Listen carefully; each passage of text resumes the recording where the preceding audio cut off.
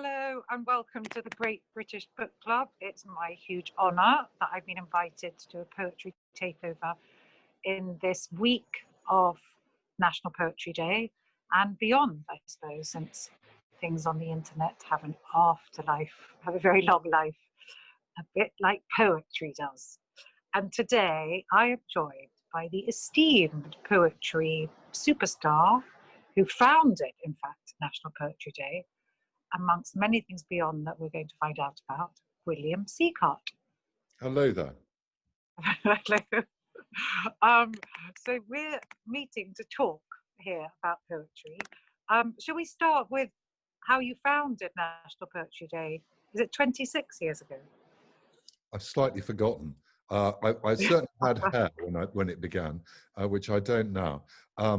But I founded it really slightly by mistake, I suppose. I had the tremendous luck with the help of the late Ed Victor, the literary agent, in getting the Forward Prize going. And about a year or two later, from having started doing that, I came up with this idea of National Poetry Day. I think it was in the bath. I've always been persuaded that the best ideas are in the bath. And I mentioned it to Ed Victor as an idea, and he said, well, you should meet Alan Yentob. You can tell American. And Alan Yentob, who was the creative director of the BBC at that point, took a meeting with Ed Victor and myself, and he loved the idea. And it really just happened out of there.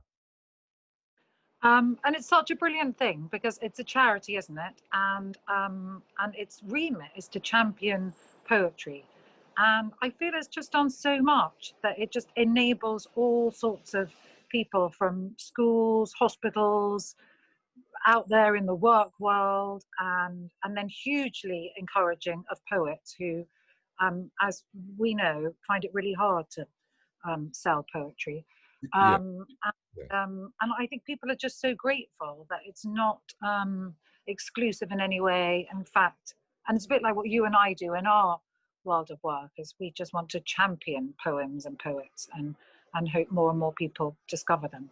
But do you think, why do you think that poetry does struggle to sell and struggle to be heard today when it was hugely popular? It was the most popular literary form. Well, there wasn't a novel, which is probably helpful. But what are your thoughts on poetry's struggle to compete with the novel? And well, I suppose in the 19th century, people queued up to buy Tennyson's latest collection of verse because there was very little culture available. If you didn't live in a big city, you wouldn't really come across an orchestra or a theatre or any culture at all. You'd have to go into a big city to go to a gallery to see a painting and so on. Culture was hard to get hold of, and it was expensive. And if you look at the world we live in now, where every book ever written, every film ever made, and every song ever created is available in your pocket, often for next to nothing, it's very hard for poetry to compete in that way. And but actually, as a result of Instagram coming along, poetry is really beginning to compete in a very interesting way, because it's small, because it's concise. People can share poetry with each other, and as a result, the poets who were quite big features in the cultural world got subsumed into other art forms, I think, in the post-war era as these new technologies came along. So poets would make their living as copywriters in advertising agencies, or writing scripts for movies, or teaching, or doing all other kinds of things. The simple answer to your question was, in 1860, there wasn't much around to compete with Tennyson's latest work. Today, there's quite a lot going on. I also feel that in bookshops, it's really hard to find poetry. It's often on the very back of the bookshop, on the top shelf, perhaps next to plays, as Rory Kinnear pointed out to me when he was reading poems at an event I did. He said, and plays, which is true. There's maybe some shelf next to jokes or miscellaneous, and I think that doesn't help much either. But, that being said, I think lately bookshops have done a lot to help champion poetry, and poetry has been sort of pulled off that shelf and into the front table where all books would like to be. Yes, but there's another problem, isn't it? we should be grateful to them for that. Yes, we really should. Sorry, I didn't mean to interrupt. I think the other problem is that we weren't necessarily, when we were young, well served by the English teachers, the booksellers, the librarians, who many of them had a real fear of the P word. And I think that's the problem. Poetry means to a lot of people fusty, dusty, back of a bookshop, slim volume, elite, something I can't get my head around. Because actually the intermediaries to poetry when they were young couldn't get their head around poetry either. And yet I find in all the poetry initiatives I try and do that I'm sort of pushing at an open door. People have a warmth and an enthusiasm for poetry, but they're a bit frightened.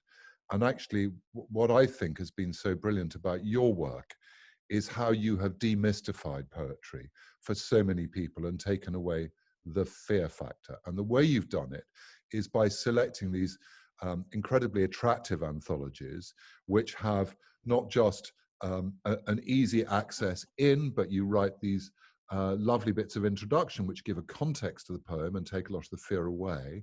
You've linked the poetry to some of the most talented performers of poetry, some of our best actors and actresses, who again demystify the work for people. And suddenly, you've taken away the fear factor. And I know you're a very modest person, but you have been the pioneer to make this happen in this country.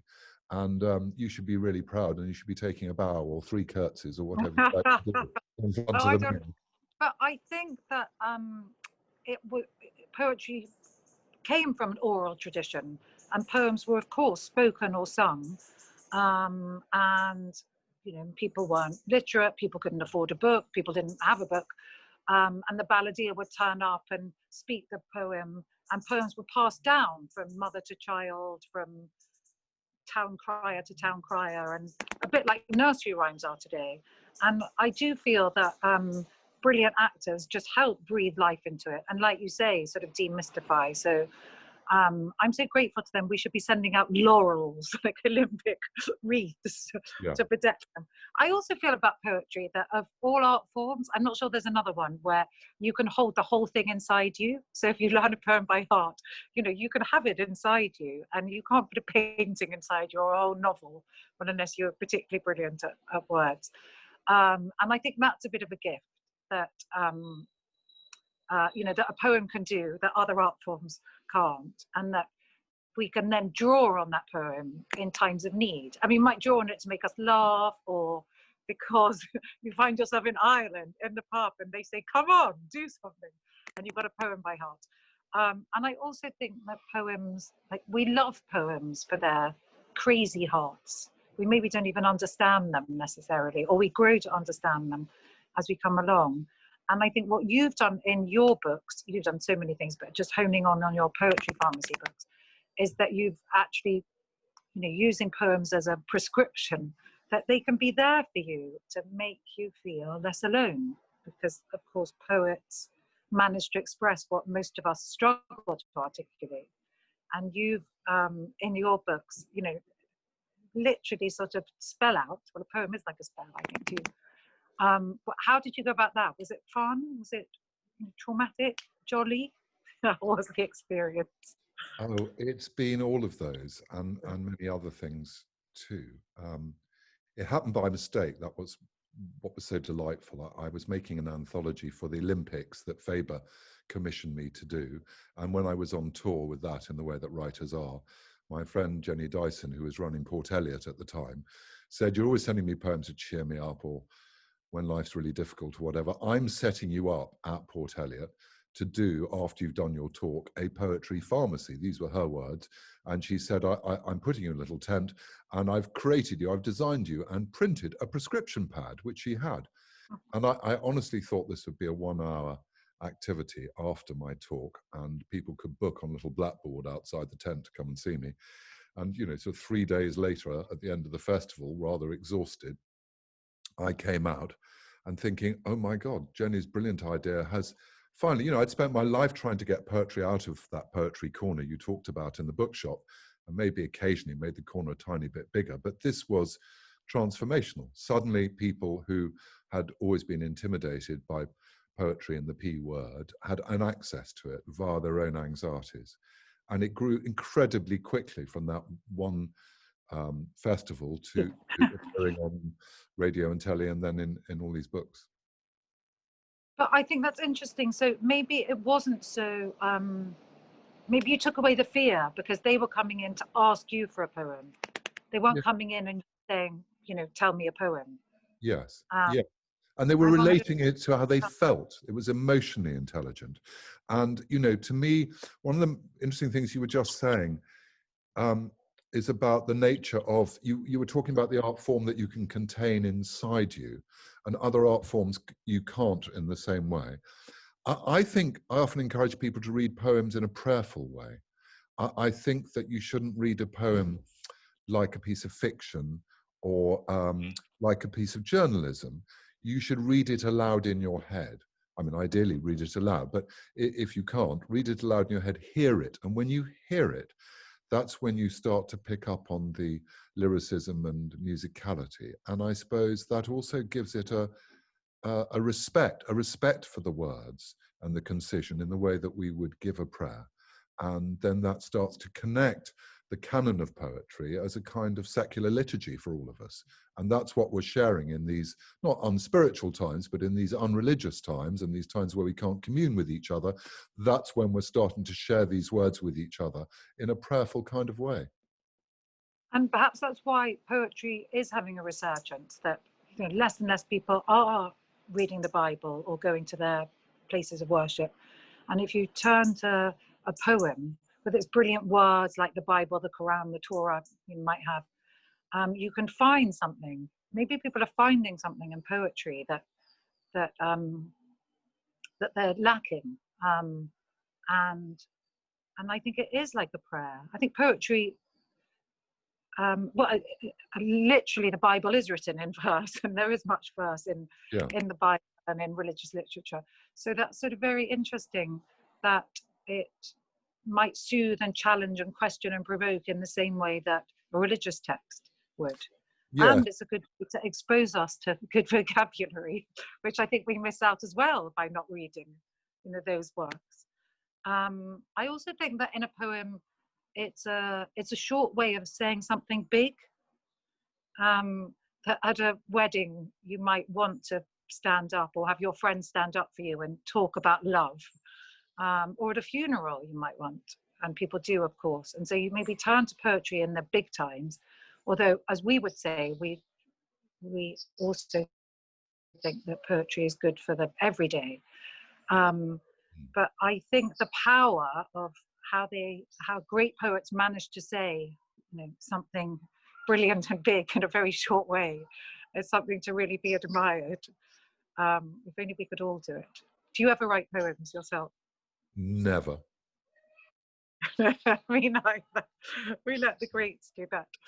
I think that that crucially they do make us feel less alone, as Ian Forster said. Only connect. Well, but yes, and also, sorry. Not just less alone, but not mad. You know, we go through all these terribly worrying anxieties and concerns in our head, and then you find somebody expressing those worries in words far more elegant than you can express yourself.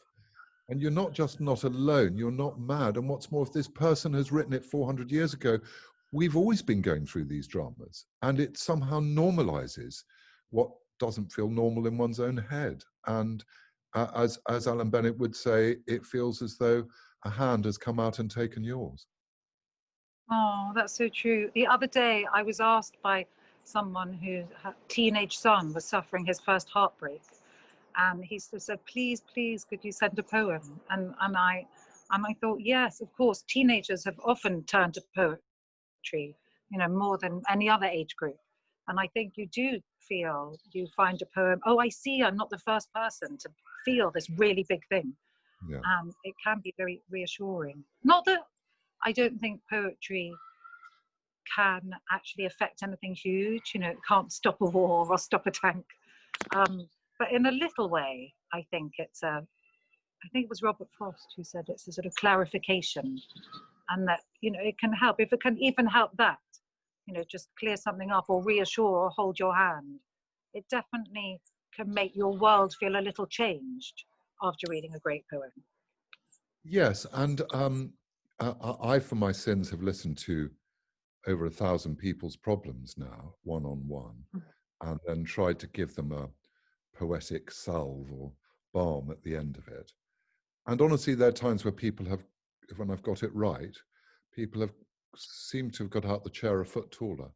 And I've had correspondence with them afterwards where they've sent me emails to say, this was significant, cathartic, helpful, transformational even, because it helped move me on in some way. There's a sort of CBT element to this that, if you can find the affirmation of these words that helps you understand yourself, you can sometimes move on in some fundamental way. And that's quite something for a lot of people, because most of us feel we're stuck, don't we? Yeah, I find that the other day I was doing an event and the amazing actor Simon Russell Beale read I Wandered Lonely as a Cloud, and we both, and he's extremely clever and knew the poem really well, but having learnt it, he said, it felt very different learning it and sort of owning it by having it by heart. But we both thought it was actually such a greater poem than we'd thought before. And during this lockdown period, the idea that what Wordsworth was doing was drawing, of course, on the sight of daffodils to help him feel better when he was lying on the couch, and drawing on that memory, and how nature and this poem as were a salve. Have you got any poems that you can think of that might help people who are watching or listening into this? Well, oddly, the shortest prescription poem I've ever given is probably the oldest bit of poetry I've encountered or use as a prescription, and it was written 700 years ago by a Persian poet called Hafiz, who, if you're Iranian, you'll have his collected work in your house and probably think we don't need anything else, because he was really the world's most remarkable poet, certainly of that era. And to me, the most common complaint that's come to me in my prescription sessions is loneliness. And I'm intrigued by that in this modern world, because after all, we have on our gadgets and devices so many ways now of communicating with each other in a way in which we didn't have when we grew up. And yet, in some ways, people seem to feel lonelier than ever before. And I think it's in part because of social media. It creates this world of avatars rather than real people who aren't saying, I'm lonely, I need a hug, I need all these kinds of things. Actually, it's saying, look at me, I've got glamour and friends and holidays and parties and all of that. Yeah. And so even though people might see through themselves, they don't see through other people's avatars, and it makes them feel more and more inadequate. And the balm, the poetic prescription I use for loneliness are these two lines by Hafez. I wish I could show you, when you're lonely or in darkness, the astonishing light of your own being. Oh, that's so beautiful. I wonder if we should end the conversation here and encourage everyone to know that by heart. and maybe to go and share a poem. Find a poem and share it and send it to your friend who you think might be lonely or struggling, or your older friend or relative who might be sheltering, and keep sending and sharing poems, and not be scared of them, and not worry about what they mean. Yes. Like we were saying, just enjoy the sound and enjoy it. Let it wash through your heart. Yes. As Wordsworth. Yes, yes, and encourage everyone to read them aloud, at least in their head. I think that's often the missing link. People get it, and it's too one-dimensional when they read it. They don't quite get their head around it as a result. Thank you for joining us here, and thanks to the Great Big Book Club for having us. Yes, and See happy you National soon. Poetry Day, and well done, Allie. Well done for everything. Proud of you. Yeah.